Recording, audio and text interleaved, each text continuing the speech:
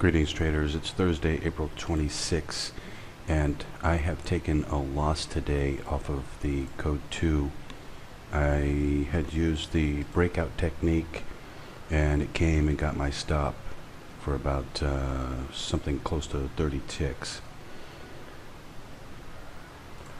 What this means is that I got the code 2 wrong in my charting, and even though it worked on Monday and Tuesday, it was sort of a deception.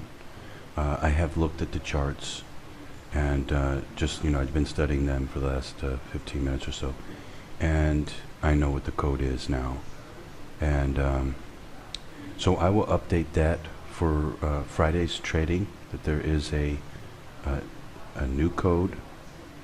The code that we were using is not the real code, not the right code, and now I've figured out what it is.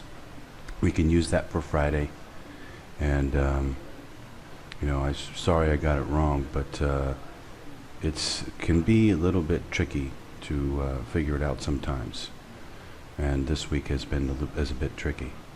So anyway, for you charting subscribers, let me do the charting.